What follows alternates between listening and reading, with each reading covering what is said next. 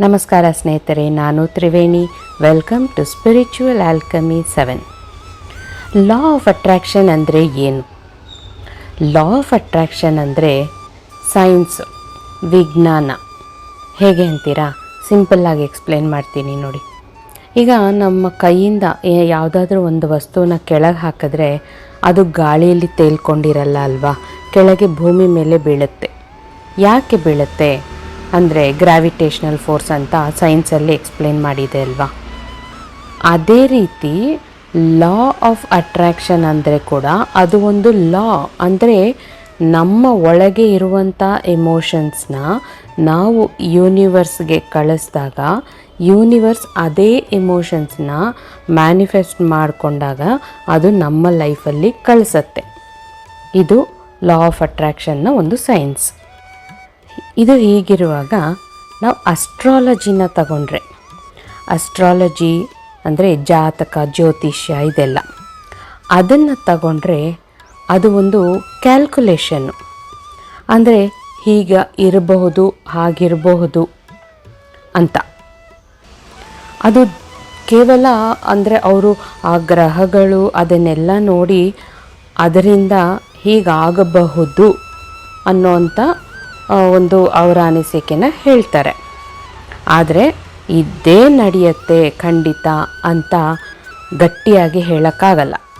ಅದರಲ್ಲೂ ಕೆಲವರು ಇದಾಗೇ ಆಗುತ್ತೆ, ಆದರೆ ಅದರಲ್ಲೊಂದು ಪರಿಹಾರ ಮಾಡಿಕೊಂಡ್ರೆ ಸರಿ ಹೋಗುತ್ತೆ. ಆ ಪರಿಹಾರಕ್ಕೆ ಈ ರೀತಿಯಾದ ಪೂಜೆಗಳನ್ನು ಮಾಡಿ, ಅದನ್ನು ಮಾಡಿ, ಇದನ್ನು ಮಾಡಿ, ಅಲ್ಲಿಗೆ ಹೋಗಿ ಇಲ್ಲಿಗೆ ಹೋಗಿ ಈ ರೀತಿಯಾದ ವಸ್ತುಗಳನ್ನು ತಗೊಳ್ಳಿ, ಅದು ಬೇರೆ ಎಲ್ಲೂ ಸಿಗಲ್ಲ, ನನ್ನ ಹತ್ರನೇ ಸಿಗುತ್ತೆ, ಇದೆಲ್ಲದಕ್ಕೂ ಸೇರಿ ಇಷ್ಟು ಹಣ ಆಗುತ್ತೆ ಅಂತ ಎಲ್ಲ ಹೇಳ್ತಾರೆ ಅಲ್ವಾ. ಈ ಜಾತಕ, ಜ್ಯೋತಿಷ್ಯ ಇದೆಲ್ಲ ದೇವರಲ್ಲ. ಇದನ್ನು ನಾವು ಒಂದು ಲಿಮಿಟ್ವರೆಗೂ ನಂಬಬಹುದು. ನಾನು ನಂಬಲೇಬೇಡಿ ಅಂತ ಇಲ್ಲ, ಅಥವಾ ನಾನು ನಂಬೋದೇ ಇಲ್ಲ ಅಂತಿಲ್ಲ. ಒಂದು ಲಿಮಿಟ್ವರೆಗೂ ನಂಬಬಹುದು.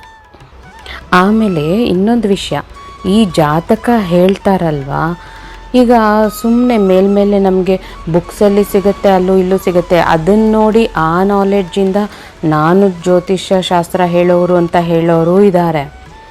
ಜ್ಯೋತಿಷ್ಯದಲ್ಲೇ ಪಾಂಡಿತ್ಯರಾಗಿರ್ತಾರಲ್ವ, ಅಂಥವ್ರ ಹತ್ರ ಹೋಗಿ ಅವರು ಇರೋದನ್ನು ಇದಾಗೆ ಹೇಳ್ತಾರೆ. ಬೇರೆಯವ್ರ ಥರ ಈ ಥರ ಬಿಸ್ನೆಸ್ ಥರ ಮಾಡ್ಕೊಳ್ಳಲ್ಲ. ಆದ್ದರಿಂದ ನೀವು ಏನಾದರೂ ಈ ಜಾತಕ, ಜ್ಯೋತಿಷ್ಯ ಅಂತ ಹೋಗಲೇಬೇಕಾದ ಪರಿಸ್ಥಿತಿ ಬಂದರೆ ಅವರಲ್ಲಿ ಎಷ್ಟು ಪಾಂಡಿತ್ಯ ಇದೆ ಅನ್ನೋದನ್ನು ನೋಡಿಕೊಂಡು ಹೋಗಿ. ನೀವು ತುಂಬ ಜನನ ಅಬ್ಸರ್ವ್ ಮಾಡಿದಾಗ, ಈ ಜಾತಕ ಅಂತ ನಾವು ತಗೊಂಡು ಹೋದಾಗ ನಾವೇ ಆಲ್ರೆಡಿ ಒಂದು ಕಷ್ಟದಲ್ಲಿರ್ತೀವಿ, ಒಂದು ನೆಗೆಟಿವ್ ಮೈಂಡ್ ಸೆಟ್ಟಲ್ಲಿ ಅವ್ರ ಹತ್ರ ಹೋಗಿರ್ತೀವಿ. ಅದನ್ನು ಅವರು ತಿಳ್ಕೊಳ್ತಾರೆ. ನಮ್ಮ ಒಂದು ಬಾಡಿ ಮೂಮೆಂಟು ನಮ್ಮನ್ನು ನೋಡಿನೇ ಅವ್ರಿಗೆ ಗೊತ್ತಾಗ್ಬಿಡುತ್ತೆ ನಾವು ಈ ಥರ ಪ್ರಾಬ್ಲಮ್ಸಲ್ಲಿ ಇದ್ದೀವಿ, ಯಾವುದೋ ಒಂದು ಪ್ರಾಬ್ಲಮಲ್ಲಿ ಇದ್ದೀವಿ, ಅದಕ್ಕೆ ಅವ್ರ ಹತ್ರ ಹೋಗಿದ್ದೀವಿ ಅಂತ. ಅವರೇನು ಮಾಡ್ತಾರೆ, ಜಾತಕ ನೋಡ್ತಾರೆ. ಪಾಸ್ಟನ್ನು ನಮ್ಮ ಹತ್ರ ಪ್ರತಿಯೊಬ್ಬರು ಜಾತಕ ನೋಡಿ ಕರೆಕ್ಟಾಗಿ ಹೇಳ್ತಾರೆ, ಆದರೆ ಫ್ಯೂಚರ್ನ ಅಷ್ಟು ಪರ್ಫೆಕ್ಟಾಗಿ ಯಾರ ಕೈಯಲ್ಲೂ ಹೇಳೋಕ್ಕಾಗಲ್ಲ. ಯಾಕೆಂದರೆ ನಾಳೆ ಏನು ನಡೆಯುತ್ತೆ ಅನ್ನೋದು ಯಾರಿಗೂ ಗೊತ್ತಿಲ್ಲ, ದೇವರಿಗೆ ಬಿಟ್ಟು. ಆದ್ದರಿಂದ ಅವರು ಈ ರೀತಿ ಆಗಬಹುದು ಅಂತ ಒಂದು ಸಂಶಯದಲ್ಲಿ ಹೇಳಿರ್ತಾರೆ. ಆದರೆ ಪಾಸ್ಟನ್ನು ನಮ್ಮ ಹತ್ರ ಸ್ವಲ್ಪ ಕರೆಕ್ಟಾಗಿ ಹೇಳಿರ್ತಾರೆ. ಸೊ ಪಾಸ್ಟನ್ನು ಕರೆಕ್ಟಾಗಿ ಹೇಳಿದಾಗ ಏನಾಗುತ್ತೆ, ನಾವು ಹೌದು ನನಗೆ ಈ ರೀತಿ ಎಲ್ಲ ನಡೀತು, ಕರೆಕ್ಟು ಅಲ್ವಾ, ಅಂದರೆ ಇವರು ಹೇಳ್ತಾ ಇರೋದು ಪ್ರತಿಯೊಂದು ಕರೆಕ್ಟು ಅಂದ್ಕೊಂಡು ನಾವು ನಂಬೋಕ್ಕೆ ಶುರು ಮಾಡ್ತೀವಿ. ಆಗೇನು ಮಾಡ್ತಾರೆ ಅವರು, ನಿಮ್ಮ ಕಷ್ಟನ ನೋಡಿಬಿಟ್ಟು ಇನ್ನಷ್ಟು ಹೆದರಿಸ್ಬಿಡ್ತಾರೆ. ನೀವು ಹೀಗೆ ಕಂಟಿನ್ಯೂ ಮಾಡಿದರೆ ಹಾಗಾಗುತ್ತೆ, ಹೀಗಾಗುತ್ತೆ, ಪ್ರಾಣ ಕಳ್ಕೊಳ್ತೀರಾ, ನಿಮ್ಮ ಗಂಡನಿಗೆ ಕಂಟಕ ಇದೆ, ನಿಮ್ಮ ಹೆಂಡತಿಗೆ ಕಂಟಕ ಇದೆ, ಮಕ್ಕಳಿಗೆ ಕಂಟಕ ಇದೆ, ಈ ರೀತಿ ಎಲ್ಲ ಹೆದರಿಸ್ಬಿಟ್ಟು ಆವಾಗ ನಿಮ್ಮ ಮೈಂಡ್ ಸೆಟ್ ಏನಾಗುತ್ತೆ, ಆಲ್ರೆಡಿ ನೆಗೆಟಿವಲ್ಲಿದ್ದೀರಾ ಅಲ್ವಾ, ಇನ್ನೂ ಜಾಸ್ತಿ ಹೆದರ್ಕೊಂಡು ಅವ್ರು ಹೇಳಿದ್ದನ್ನು ಫಾಲೋ ಮಾಡೋಕ್ಕೆ ಶುರು ಮಾಡ್ತೀರಾ. ಅವ್ರೇನು ಹೇಳ್ತಾರೆ, ಈ ಥರದ್ದೊಂದು ಇರುತ್ತೆ, ಇದು ಬೇರೆ ಎಲ್ಲೂ ಸಿಗಲ್ಲ, ನನ್ನ ಹತ್ರನೇ ತಗೋಬೇಕು, ಈ ರೀತಿ ಎಲ್ಲ ಹೇಳ್ತಾರೆ ಅಲ್ವಾ. ಇದು ಆಲ್ರೆಡಿ ಕೆಲವ್ರಿಗೆ ಎಕ್ಸ್ಪೀರಿಯನ್ಸ್ ಆಗಿರಬಹುದು, ಅಥವಾ ಇನ್ನು ಫ್ಯೂಚರಲ್ಲಿ ಆಗ್ಬೋದು. ಸೊ ನೀವು ಯಾರ ಹತ್ರ ಆದರೂ ಹೋಗುವಾಗ ನೋಡಿಕೊಂಡು ಅವ್ರ ಪಾಂಡಿತ್ಯನ ಹೋಗಿ. ತುಂಬ ಜನ ಈ ರೀತಿ ತಪ್ಪಾದ ವ್ಯಕ್ತಿಗಳ ಹತ್ರ ಹೋಗಿ ಜಾತಕಗಳನ್ನು ತಗೊಂಡು ಹೋಗಿ ಅವ್ರು ಹೇಳಿದ್ದನ್ನೆಲ್ಲ ಮಾಡಿ ಏನೂ ಪರಿಹಾರ ಆಗಿಲ್ಲ ಅಂತ ಅವರ ಲೈಫೇ ಹಾಳು ಮಾಡ್ಕೊಂಡಿರೋ ಅಂಥ ಸಂದರ್ಭಗಳನ್ನು ಕೂಡ ನಾನು ಲೈವ್ ಆಗಿ ನೋಡಿದ್ದೀನಿ. ಈಗ ಅವರು ಯಾರ್ದೂ, ಈಗ ಒಂದು ಮನುಷ್ಯ ಇದ್ದಾನೆ ಅಂದರೆ ಅವನ ಪ್ರಾಣ ಯಾವಾಗ ಹೋಗುತ್ತೆ ಅಂತ ಯಾರಿಗೂ ಗೊತ್ತಿರಲ್ಲ. ಆದರೆ ಇವ್ರು ಹೇಳ್ತಾರೆ, ಯಾರಿಗಾದ್ರೂ ಒಂದು ಮದುವೆ ಮಾಡಬೇಕು ಅಂತ ಜಾತಕ ತೊಗೊಂಡು ಹೋದಾಗ ಇವ್ರಿಗೆ ಒಳ್ಳೆ ವ್ಯಕ್ತಿ ಸಿಗ್ತಾರೆ, ಇಬ್ಬರು ಮಕ್ಕಳಾಗ್ತಾರೆ, ತುಂಬ ಚೆನ್ನಾಗಿರ್ತಾರೆ ಅಂತ ಹೇಳಿರ್ತಾರೆ. ಆದರೆ ಆ ಒಂದು ಹುಡುಗ ಮದುವೆಗೆ ಮುಂಚೆನೇ ಪ್ರಾಣ ಕಳ್ಕೊಂಡಿರ್ಬೋದು, ಅಥವಾ ಮದುವೆ ಆಗಿ ಒಂದು 4-5 ವರ್ಷದ ನಂತರ ಕೂಡ ಪ್ರಾಣ ಕಳ್ಕೊಂಡಿರ್ಬೋದು. ಆವಾಗ ಇವ್ರು ಹೇಳಿದ ಜಾತಕ ಏನಾಯಿತು ಅಲ್ವಾ? ಸೊ ಅದಾದಮೇಲೆ ಈ ಥರ ಒಂದು ವ್ಯಕ್ತಿನ ಕಳ್ಕೊಂಡ್ಮೇಲೆ ಮತ್ತೆ ಅದೇ ವ್ಯಕ್ತಿ ಹತ್ರ ಜಾತಕ ತೊಗೊಂಡು ಹೋಗ್ತಾರೆ. ಆವಾಗ ಅವ್ರೇನು ಹೇಳ್ತಾರೆ, ಜಾತಕ ನೋಡ್ಬಿಟ್ಟು ಹೌದು ಇವ್ರಿಗೆ ಪ್ರಾಣ ಕಂಟಕ ಇತ್ತು, ಆದರೆ ನಾನು ಹೇಳಿದರೆ ನೀವು ಎಲ್ಲಿ ಬೇಜಾರು ಮಾಡ್ಕೊಳ್ತೀರಾ ಅಂತ ಹೇಳಿರಲಿಲ್ಲ ಅಂತಾರೆ.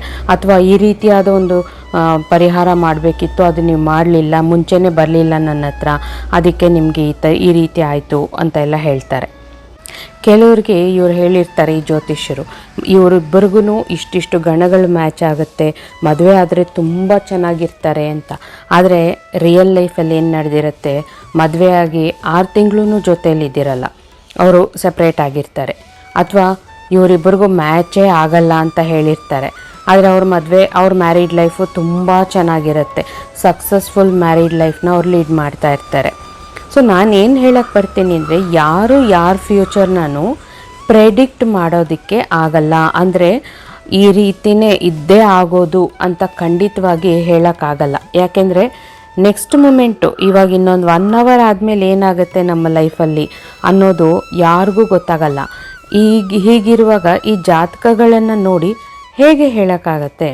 ಫಸ್ಟ್ ಆಫ್ ಆಲ್, ಜಾತಕ ಅಂದರೆ ಏನು? ಗ್ರಹಗಳು. ಈ ಗ್ರಹಗಳು ಎಲ್ಲಿದೆ? ಯೂನಿವರ್ಸಲ್ಲಿದೆ. ಯೂನಿವರ್ಸ್ನ ನಾವು ನಂಬ್ತೀವಿ ತಾನೇ. ಯೂನಿವರ್ಸಲ್ಲಿ ಗ್ರಹಗಳು ಅನ್ನೋದು ತುಂಬ ಒಂದು ಸಣ್ಣ ಪಾರ್ಟಿಕಲ್ಸು, ಅಷ್ಟು ದೊಡ್ಡದು ಯೂನಿವರ್ಸ್ ಅಂದರೆ.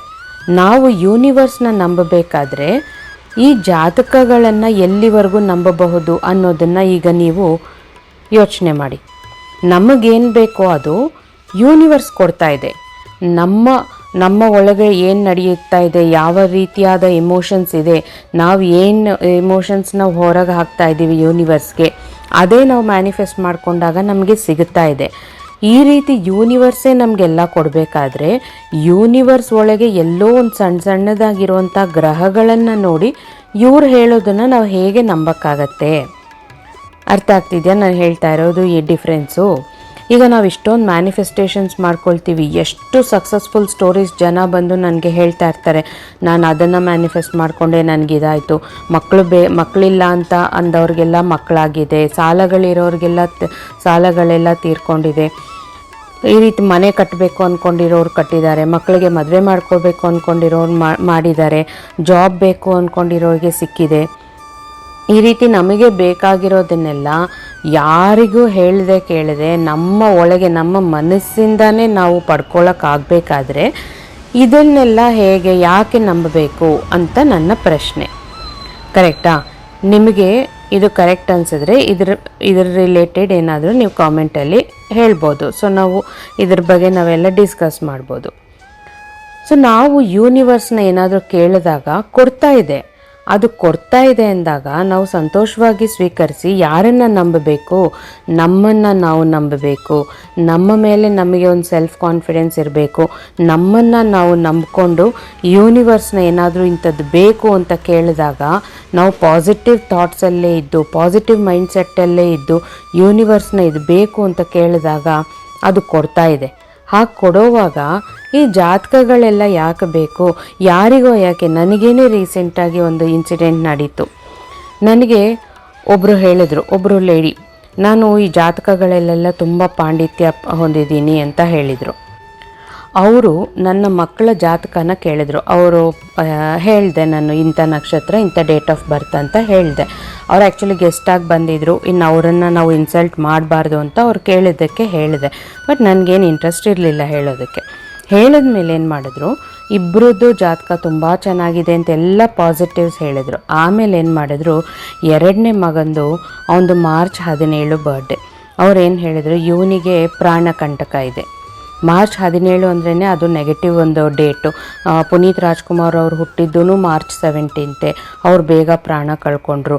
ಆದ್ದರಿಂದ ಈ ಹುಡುಗನಿಗೆ ಈ ರೀತಿಯಾದ ಒಂದು ಕಂಟಕ ಇದೆ ಅಂತ ಹೇಳಿದರು. ನಾನು ಸುಮ್ಮನೆ ಕೇಳಿಸ್ಕೊಳ್ತಾ ಇದ್ದೆ. ಆಮೇಲೆ ಅವ್ರು ಹೇಳಿದ್ರು ಇದಕ್ಕೊಂದು ಪರಿಹಾರ ಇದೆ. ಅದೇನು ಅಂದರೆ, ಒಂದು ಹಸುನ ನಾವು ದತ್ತು ತಗೋಬೇಕಂತೆ, ಅಥವಾ ನಾವೇ ತಗೋಬೇಕು. ಅದು ಆ ಹಸು ಕರುನ ಹಾಕ್ತಾ ಇರಬೇಕಂತೆ. ಅಂದರೆ ಅದು ಪ್ರೆಗ್ನೆಂಟಾಗಿರುವಾಗ ನಾವು ತಗೋಬೇಕಂತೆ. ಅದು ಕರುನ ಹಾಕಿದ ತಕ್ಷಣ ಈ ಹಸು ಮತ್ತು ಕರುನ ನಾವು ಯಾರಿಗಾದ್ರೂ ದಾನ ಕೊಡಬೇಕಂತೆ. ನಾವು ಯಾರಿಗೆ ದಾನ ಕೊಡ್ತೀವೋ ಅವರು ಇದನ್ನು ಲೈಫ್ ಲಾಂಗ್ ತುಂಬ ಚೆನ್ನಾಗಿ ಸಾಕಿರಬೇಕಂತೆ. ಅದು ಪ್ರಾಣ ಕಳ್ಕೊಂಡ ನಂತರ ಅದಕ್ಕೆ ಅಂತ್ಯಕ್ರಿಯೆ ಎಲ್ಲ ತುಂಬ ಶಾಸ್ತ್ರಬದ್ಧವಾಗಿ ಮಾಡಿರಬೇಕಂತೆ. ಅಂದರೆ ಅವ್ರು ಹೇಳಿದ್ದು ಹೇಗಿತ್ತು ಅಂದರೆ, ಇದು ನಿಮ್ಮ ಕೈಯಲ್ಲಿ ಮಾಡ್ಕೊಳ್ಳೋದಕ್ಕೆ ಸಾಧ್ಯನೇ ಇಲ್ಲ, ಆದರೆ ನಿಮ್ಮ ಮಗನಿಗೆ ಪ್ರಾಣಕ್ಕೆ ತೊಂದರೆ ಇದೆ. ಸೊ ನಾನು ಸುಮ್ಮನೆ ಕೇಳಿದೆ ಅವ್ರಿಗೆ, ಅಂದರೆ ಇವಾಗ ನಾವು ಏನು ಮಾಡಬೇಕು, ಮತ್ತು ನಾನು ಎಲ್ಲಿಗೆ, ಇವಾಗ ನಾವು ಈ ಸಿಟಿಲೆಲ್ಲ ಮನೆಗಳೆಲ್ಲ ಹಸು ಎಲ್ಲ ತಂದಿಟ್ಕೊಳ್ಳೋಕ್ಕೆಲ್ಲ ಆಗುತ್ತಾ, ಪ್ರಾಕ್ಟಿಕಲಾಗಿ ಅದು ಸಾಧ್ಯ ಇಲ್ಲ ಅಲ್ವಾ ಅಂತ ಏನು ಹೇಳ್ತಾರೆ ನೋಡೋಣ ಅಂತ. ಅವ್ರು ಹೇಳಿದರು, ನಮ್ಮದೇ ಗೋಶಾಲೆ ಇದೆ, ನಾವೇ ಈ ರೀತಿ ಎಷ್ಟೊಂದು ಜನಕ್ಕೆ ಯಾರ್ಯಾರಿಗೆ ಈ ರೀತಿ ಕಂಟಕ ಇದೆಯೋ ಅವ್ರದ್ದೆಲ್ಲನೂ ನಾವು ಈ ರೀತಿ ನಾವು ಮಾಡ್ತಾ ಇದ್ದೀವಿ. ಎಷ್ಟು ಜನ ಹಸುಗಳನ್ನು ಕರುಗಳನ್ನು ಸಾಕ್ತಾ ಇದ್ದಾರೆ. ನಮಗೇನಿಲ್ಲ, 1.5 ಲಕ್ಷ ಕೊಟ್ಬಿಡಿ, ನಿಮ್ಮ ಹೆಸರಲ್ಲಿ ಎಲ್ಲ ಪೂಜೆ ಮಾಡಿಸ್ಬಿಡ್ತೀವಿ, ಆಲ್ ಇನ್ ಒನ್ ಜಾಕ್ಪಾಟ್ ಹೊಡೆದು ಬಿಡ್ತೀರಾ ನೀವು. ಏನು ಮೃತ್ಯುಂಜಯ ಹೋಮ ಮಾಡಿಸ್ಬಿಡ್ತೀವಿ, ಇದು ಮಾಡಿಸ್ಬಿಡ್ತೀವಿ, ಅದು ಮಾಡಿಸ್ಬಿಡ್ತೀವಿ ಅಂದರು. ನಾನು ಎಲ್ಲ ಕೇಳಿಸ್ಕೊಂಡು ಥ್ಯಾಂಕ್ ಯು ಸೋ ಮಚ್ ಅಂತ ಹೇಳಿ ಕಳಿಸ್ಕೊಟ್ಟೆ. ಅದಾದಮೇಲೆ ನನ್ನ ಮೈಂಡಿಗೆ ಏನೂ ತಗೊಳ್ಳಿಲ್ಲ, ಎಲ್ಲ ಬಿಟ್ಬಿಟ್ಟೆ. ಆಮೇಲೆ ಆ ಲೇಡಿ ಬಗ್ಗೆ ನಾನೊಂಚೂರು ಎನ್ಕ್ವೈರಿ ಮಾಡಿದರೆ ಏನು ಗೊತ್ತಾಯಿತು ಅಂದರೆ, ಅವ್ರ ಮಕ್ಕಳಿಬ್ಬರು ಗಂಡು ಮಕ್ಕಳು, ಇಬ್ಬರು ಪುರೋಹಿತರು ದೇವಸ್ಥಾನದಲ್ಲಿ, ಅವರ ಹಸ್ಬೆಂಡು ತೀರ್ಕೊಂಡಿದ್ದಾರೆ.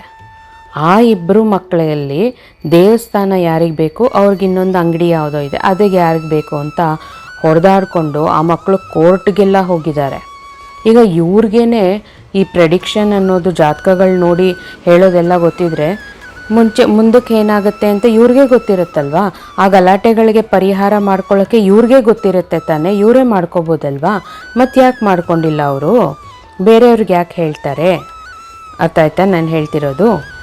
ಸೊ ಇವರು ಈ ರೀತಿ ಹೇಳಿದಾಗ ನಾನು ಟೆನ್ಷನ್ ಆಗಲಿಲ್ಲ, ಅಯ್ಯೋ ನನ್ನ ಮಗನಿಗೇನೋ ಆಗಿಬಿಡುತ್ತೆ ಅಂತ. ಯಾಕೆಂದರೆ ನಾನು ಯೂನಿವರ್ಸ್ನ ನಂಬ್ತಾ ಇದ್ದೀನಿ. ನಾನು ತಾಯಿಯಾಗಿದ್ದು ನಾನು ಯೂನಿವರ್ಸ್ನ ಗಟ್ಟಿಯಾಗಿ ನನ್ನ ಮಕ್ಕಳಿಗೆ ಏನಾಗಲ್ಲ, ಚೆನ್ನಾಗಿದ್ದಾರೆ, ಅವ್ರ ಲೈಫಲ್ಲಿ ಈ ಥರದ್ದೊಂದು ಅಚೀವ್ಮೆಂಟ್ ಮಾಡ್ತಾರೆ ಅಂತೆಲ್ಲ ನಾನು ವಿಜುವಲೈಸ್ ಮಾಡಿಕೊಂಡ್ರೆ ಖಂಡಿತ ಅದಾಗುತ್ತೆ. ಈ ರೀತಿ ಇರುವಾಗ ನಾವು ದಿನ ನಮ್ಮ ಲೈಫಲ್ಲಿ ಇವತ್ತು ಬೆಳಗ್ಗೆ ಎದ್ದಿದ ತಕ್ಷಣ ಯೂನಿವರ್ಸ್ನ ಇವತ್ತಿನ ದಿನ ಇಡೀ ದಿನ ನನಗೆ ತುಂಬ ಚೆನ್ನಾಗಿರುತ್ತೆ, ನಾನು ಅದನ್ನು ಅಚೀವ್ ಮಾಡ್ತೀನಿ, ನಾನು ಇದನ್ನು ಮಾಡ್ತೀನಿ ಅಂತೆಲ್ಲ ಕೇಳ್ಕೊಂಡಾಗ, ದಿನ ಈ ರೀತಿ ನಾವು ಯೂನಿವರ್ಸ್ನ ಒಳ್ಳೇದು ಕೇಳ್ಕೊಂಡಾಗ, ದಿನ ಯೂನಿವರ್ಸ್ ನಮ್ಗೆ ಒಳ್ಳೇದು ಮಾಡ್ತಿರ್ಬೇಕಾದ್ರೆ ನಮ್ಮ ಲೈಫಲ್ಲಿ ಕೆಟ್ಟದಾಗೋದಕ್ಕೆ ಹೇಗೆ ಸಾಧ್ಯ ಅಲ್ವಾ? ನಮ್ಮ ಇಮೋಷನ್ಸ್ ಏನಿರುತ್ತೆ ನಾವು ಅದನ್ನೇ ಯೂನಿವರ್ಸ್ಗೆ ಕಳಿಸ್ತಾ ಇರ್ತೀವಿ, ಯೂನಿವರ್ಸ್ ಅದನ್ನೇ ನಮಗೆ ಮ್ಯಾನಿಫೆಸ್ಟ್ ಮಾಡ್ತಾ ಇರುತ್ತೆ. ಹೀಗಿರುವಾಗ ನಾವು ಜಾತಕ ಜ್ಯೋತಿಷ್ಯಗಳನ್ನು ಎಲ್ಲಿವರೆಗೂ ನಂಬಬಹುದು ಅನ್ನೋದನ್ನು ನಿಮಗೆ ಬಿಟ್ಟಿದ್ದೀನಿ. ಈಗ ನೀವೇ ಯೋಚನೆ ಮಾಡ್ಕೊಳ್ಳಿ, ಆಯಿತಾ? ಇಲ್ಲಿಗೆ ನನ್ನ ಮಾತುಗಳನ್ನು ಮುಗಿಸ್ತಾ ಇದ್ದೀನಿ ಸ್ನೇಹಿತರೆ. ಮತ್ತೆ ಮುಂದಿನ ವಿಡಿಯೋಲಿ ಭೇಟಿ ಮಾಡೋಣ. ಧನ್ಯವಾದಗಳು.